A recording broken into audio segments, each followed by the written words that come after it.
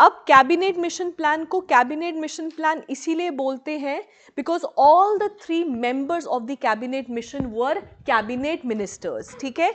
It is also known as a high powered mission. क्यों कहते हैं? क्योंकि इसमें थे आपके 3 मेंबर्स जो इस मिशन को लेकर आए and all the 3 members were cabinet ministers, इसीलिए ये बहुत इंपॉर्टेंट मिशन था, right. So it had 3 members and all the ministers were cabinet ministers, ठीक है। अब इसमें मैं आपको थोड़ा समझा देती हूं। अब कैबिनेट मिशन में वैसे बेसिकली क्या था, आइए दिलजीत जी आइए, ठीक है। अब इस मिशन में बेसिकली क्या था, इसमें जो आपकी 11 प्रोविंसेस थी उनको 3 ग्रुप्स या 3 सेक्शंस में बांटा गया। ग्रुप ए या section A, group B and group C. Group A में गई आपकी Hindu majority provinces, group B में गई आपकी मुस्लिम मेजॉरिटी प्रोविंसेस और ग्रुप सी में गई आपकी, हाँ नहीं प्रिंसली स्टेट्स नहीं गई, ग्रुप सी में गई आपकी this Muslim majority population of Assam and Bengal, right. ये इस तरीके से 3 ग्रुप्स में इसको बांटा गया, ठीक है।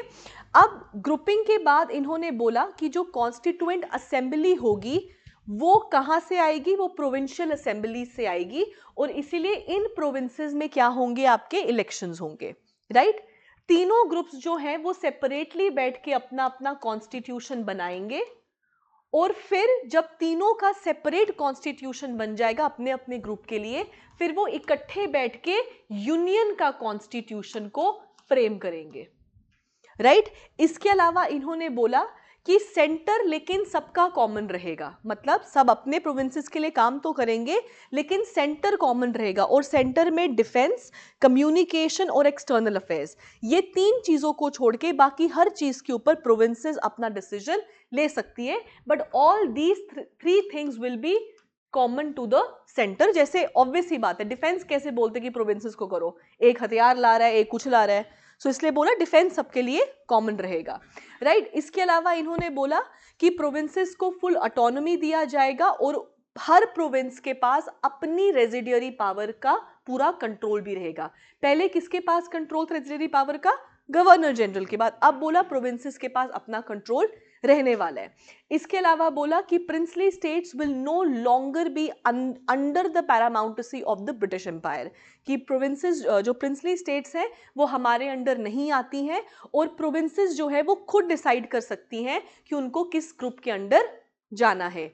इसके अलावा इन्होंने बोला कि जब पहला जनरल इलेक्शन होगा तो प्रोविंसेस फ्री हैं कि वो अपने ग्रुप को छोड़ दें और 10 साल के बाद उनके पास ये अपॉर्चुनिटी भी है कि वो अपना ग्रुप किसी और ग्रुप में भी शिफ्ट कर सकती हैं। So after first general election आप एग्जिट ले सकते हो एंड आफ्टर 10 इयर्स आप अपना ग्रुप छोड़ के किसी दूसरे ग्रुप में भी जा सकते हो। अगर मुझे लग रहा है कि ए नहीं मुझे बी में जाना है तो मैं ये काम भी कर सकती हूँ, राइट। अब एक question, this was the cabinet mission plan, right. अब ये एक ऐसा मिशन प्लान था जिसको कांग्रेस ने भी एक्सेप्ट किया और जिसको मुस्लिम लीग ने भी एक्सेप्ट किया। कांग्रेस ने इसलिए किया क्योंकि ग्रुपिंग हो गई थी, कॉन्स्टिट्यूशन बन रही थी, हम लोग ही कॉन्स्टिट्यूशन बना रहे थे, so Congress was okay with it and this was the first time after the Lahore session कि कांग्रेस ने डोमिनियन स्टेटस को भी एक्सेप्ट किया था। On the other hand Muslim league ने भी इसको एक्सेप्ट किया, राइट। अब एक क्वेश्चन एक बारी एसएससी में पूछा था कि मुस्लिम लीग ने पहले एक्सेप्ट किया कि कांग्रेस ने पहले एक्सेप्ट किया, तो याद रखना मुस्लिम लीग ने इसको 6 जून जो है उसको ही कैबिनेट मिशन को एक्सेप्ट कर लिया था और कांग्रेस ने लेटर ऑन कोई 24 जून के अराउंड जो है वो कांग्रेस ने एक्सेप्ट किया। मुस्लिम लीग ने इसीलिए इसको एक्सेप्ट किया, ये सोच के नहीं कि कोई बड़ा पाकिस्तान की तो बात नहीं हो रही, पर फिर भी एक्सेप्ट किया इसीलिए क्योंकि मुस्लिम लीग को पूरी गारंटी थी कि कांग्रेस तो इसको एक्सेप्ट नहीं करेगी। अगर हम एक्सेप्ट कर लेते हैं तो कैबिनेट मिशन में कैबिनेट के मिनिस्टर्स आए हैं भाई, तो कैबिनेट मिनिस्टर मिशन पास हो जाएगा और फिर हम क्या करेंगे, हम खुद ही जो है वो गवर्नमेंट की फॉर्मेशन कर लेंगे और कांग्रेस तो बॉयकॉट कर देगी। This was the first thing. Congress ने इसको एक्सेप्ट किया इसीलिए क्योंकि डोमिनियन स्टेटस बस कुछ टाइम पीरियड के लिए ही हमको दिया जा रहा था, और उसके बाद जब असेंबली बन जाएगी तो हम खुद ही इसको मॉनिटर करेंगे। ठीक है, अब नेहरू जी ने क्या किया? 10 जुलाई को एक और बड़ी इंपॉर्टेंट काम होता है, पता है आपको क्या? मेरा बर्थडे। ठीक है चलो ठीक है, सो 10 जुलाई को नेहरू जी ने एक स्टेटमेंट दी, क्योंकि इलेक्शंस होने वाले थे, राइट? नेहरू जी ने एक स्टेटमेंट दी कि देखो, ब्रिटिशर्स आर ओनली बाउंड, सिर्फ एक ही काम के लिए वो बाउंड है, वो है इलेक्शंस कंडक्ट करवाना। एक बारी इलेक्शंस हो गए प्रोविंसेस में, फिर आप हमको मत बताना कि हमको कौन से ग्रुप में जाना है और कौन से ग्रुप में नहीं जाना है। और उस बात के ऊपर जिन्हा ने अपना सपोर्ट जो है वो पीछे ले लिया from the cabinet mission. Why? क्योंकि उनको लगा कि अभी तो असेंबली बनी भी नहीं है, तो इनके ऐसे हाव भाव है, अगर एक बार इलेक्शंस हो गए, असेंबली बन गई, तो फिर तो ये हमारी बात सुनेंगे नहीं। सो इस स्टेटमेंट के बाद जो है दोनों ने पीछे अपना सपोर्ट कर लिया, मतलब मुस्लिम लीग ने अपना सपोर्ट पीछे कर लिया। इलेक्शंस हुए, कांग्रेस कॉन्स्टिट्यूएंट असेंबली भी बनाएगी और मुस्लिम लीग की फिर बैकडोर एंट्री होगी। बैकडोर एंट्री मतलब वेवल बोलेगा कि भाई पागल वागल हो गए हो क्या, कांग्रेस ने सरकार बना ली हुई है, असेंबली बना लेंगे, सारे प्रोविजन अपने डाल लेंगे, आप लोग भी एंट्री करो। फिर बैकडोर एंट्री होगी मुस्लिम लीग की। हाउएवर मुस्लिम लीग ने पहला कॉन्स्टिट्यूएंट असेंबली का जो मीटिंग था 9 दिसंबर 1946 उसको बॉयकॉट किया था, उनकी सेकेंड मीटिंग में एंट्री हुई थी। ठीक है, Gandhi ji was the only minister, important leader of India जिन्होंने एक भी कॉन्स्टिट्यूएंट असेंबली की मीटिंग को अटेंड नहीं किया था, and he was the only one being such an important leader, पर उनको कोई भी मिनिस्ट्री भी नहीं दी गई थी, या फिर ही डिड नॉट पार्टिसिपेट, क्योंकि 34 में कहा है ना कि I will do constructive work, और इतनी देर तक आगे गई भी नहीं, 48 में तो ही गॉट असैसिनेटेड। ठीक है, कैबिनेट मिशन प्लान 1946। ठीक है, लिखो, on 24 March 1946 cabinet mission landed in Delhi, comma India, landed in Delhi, comma India. Done. Next point लिखिए, it was India's high powered mission, high power mission, high power mission, comma, it had 3 ministers and all were cabinet ministers of Britain, and all were cabinet ministers of Britain.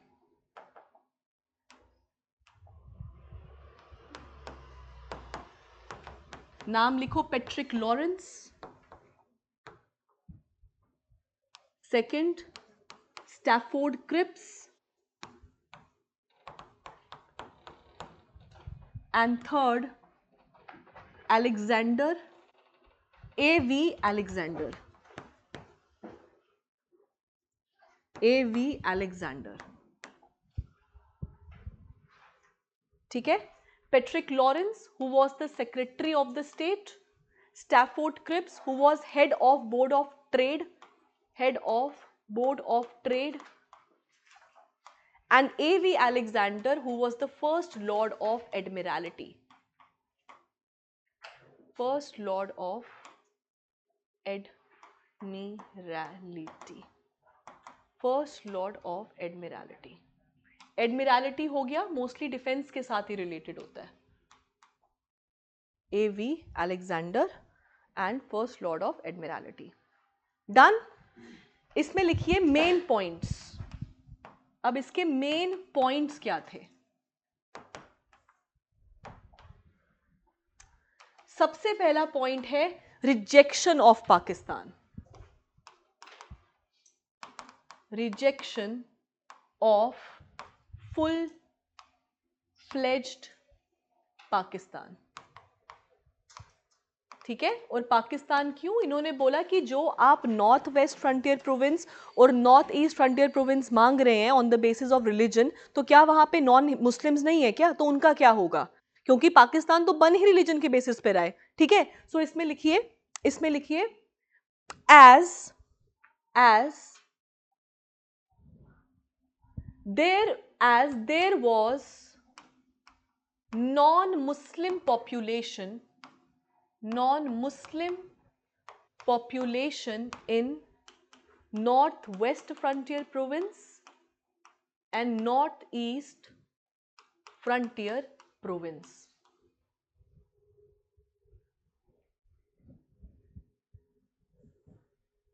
Northwest frontier province and northeast frontier province. B लिखिए, second इन्होंने बोला grouping of existing provinces. Second is grouping of existing provinces into how many groups? How many? 3 groups, into 3 groups. ठीक है, प्रतीक नहीं आई है, very good. कौन, आप बताइए, how many provinces are there? सोचो, how many provinces are there? Groups 3 है ना, कितने प्रोविंसेस हैं? लेट हिम आंसर भाई।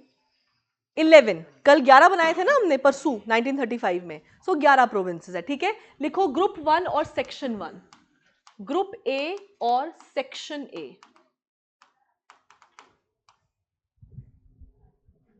Yes Waseem, excellent, 11।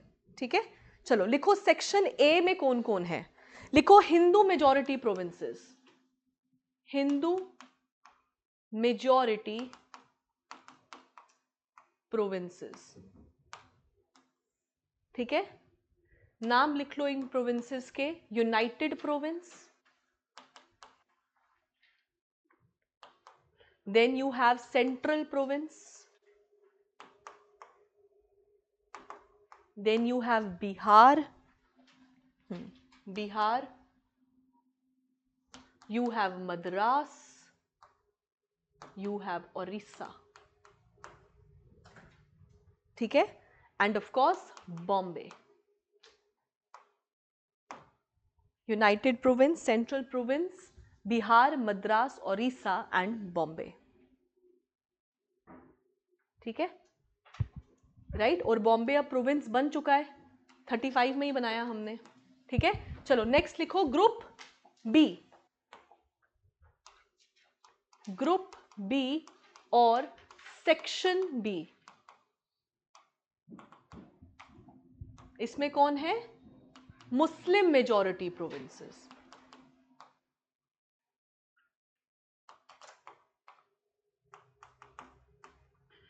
मुस्लिम मेजॉरिटी प्रोविंसेस। ठीक है, इसमें लिखिए कौन कौन।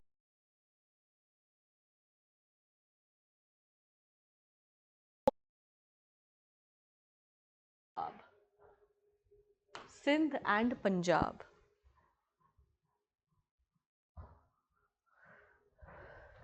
Sindh and Punjab, done. चलो अब लिखो ग्रुप सी, अब आ गया ग्रुप सी। ग्रुप सी में लिखो Muslim majority of, Muslim majority of Assam and Bengal, Muslim majority of Assam and Bengal. हाँ मुझे याद आ गया मैं क्या बोलने वाली थी। अगर मैं कोई चीज़ भूल जाऊँ मेरे दिमाग में वही घूमता रहता है। मैं बोलने वाली थी कि फिर 16 अगस्त 1946 में मुस्लिम लीग ने अनाउंस किया था डायरेक्ट एक्शन डे, जिसके बाद there was no looking back for Muslim League and they were adamant कि अब हमको पाकिस्तान चाहिए ही चाहिए, क्योंकि यहाँ पर तो उन्होंने ग्राउंड्स ओपन रखे ना कि ठीक है हम पाकिस्तान नहीं लेंगे बट इस तरीके से अगर काम होगा तो अब we are okay with it, क्योंकि उनको अपनी सेपरेट कॉन्स्टिट्यूशन मिल रही थी। लेकिन जैसे ही कैबिनेट मिशन का फेलियर होता है वो भी अनाउंस कर देते direct action day, and after the announcement of the direct action day communal Holocaust जो है वो इंडिया में शुरू हो जाता है, जब रिलीजन के नाम पे सब एक दूसरे को मारना शुरू कर देंगे। ठीक है, चलो अब देखो next point, this is the fourth point.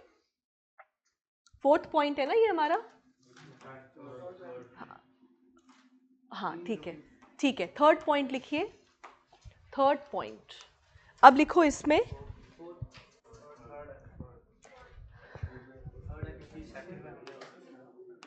Point लिखो इसमें, constituent assembly to be elected, constituent assembly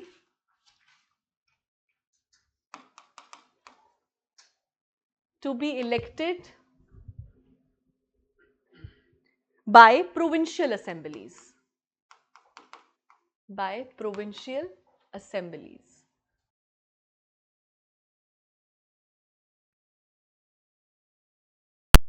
Constituent assembly to have, constituent assembly to have 389 members, to have 389 members, right? जिसमें से 292 सीट्स एक तरफ डिवाइडेड होंगी, एक तरफ 93 और एक तरफ 4 सीट्स और एक तरफ होंगी 93 सीट्स। लेकिन इसमें भी princely states will not join, ठीक है, तभी उनको ऑप्शन दिया कि अगर आपको ज्वाइन नहीं करना है तो आप बताओ आपको किस तरफ जाना है। ठीक है, 292 सीट्स मिली प्रोविंशियल असेंबली, प्रोविंशियल असेंबलीज को, 4 सीट्स मिली हाई कमिश्नर प्रोविंसेस को, हाई कमिश्नर प्रोविंसेस को, और 93 सीट्स मिली प्रिंसली स्टेट्स को, प्रिंसली स्टेट्स को।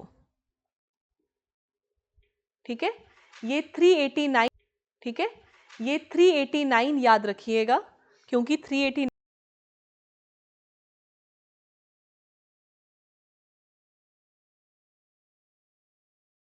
करके जो पीछे बचे वो डिसाइड हुए, क्योंकि princely states refuse to join. ठीक है, नेक्स्ट लिखिए, constituent assembly to sit separately. Next point, constituent assembly to sit separately, separately, to sit separately and decide constitution, and decide constitution for their province, and decide constitution, thank you भैया, for their province, thank you भैया, for their province। आप लोग चाय पियोगे? घर जाके P लेना। हाँ, जितना सुकून मिला।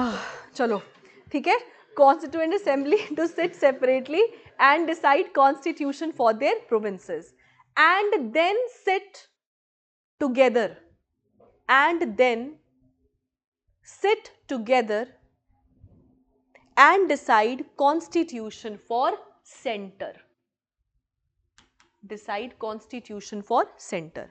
हो सकता है आपको पेपर में सेंटर ना लिखा हो, यूनियन लिखा हो, तो यूनियन का मतलब सेंटर ही होता है। ठीक है, decide constitution for the union या फिर सेंटर। डन। नेक्स्ट लिखो, provinces were given, provinces were given, provinces were given full autonomy, provinces were given full autonomy and control, and control over which powers? Residuary powers, residuary powers, जो पहले governor general के पास थी, were given residuary powers। next point, princely states, next point, princely states were no longer under British paramountcy, were no longer under British paramountcy.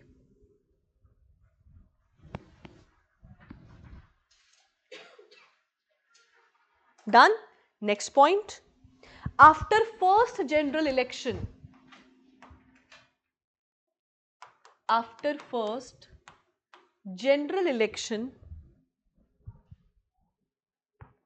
provinces were free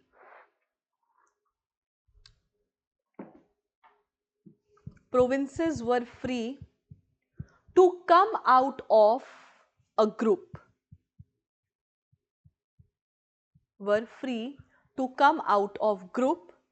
and after 10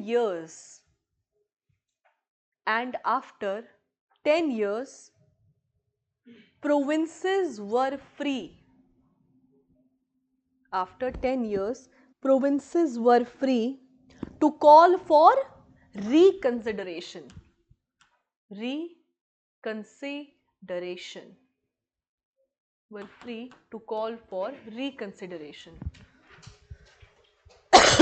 Done? Next point. Muslim League on June 6 and Congress on June 24. Waseem, general election का मैंने बोला कि after first general election provinces were free to come out of a group, and after 10 years provinces were free to call for reconsideration. ठीक है, to call for reconsideration. ठीक है, after first general election provinces were free to come out of a group, and after 10 years provinces were free to call for reconsideration. ठीक है, किसी और group में जाना है तो वो 10 साल के बाद होगा, अपने ग्रुप से आप फर्स्ट इलेक्शंस के बाद ही निकल सकते हो, और जब कोई प्रोविंस बाहर निकलेगी ग्रुप से तो फिर वो किसके अंडर आएगी? यूनियन के अंडर आ जाएगी, मतलब उस टाइम की यूनियन टेरिटरी बन जाएगी. ठीक है, चलो लिख लिया आपने. So Muslim League on June 6 and Congress on June 24 accepted the cabinet mission plan.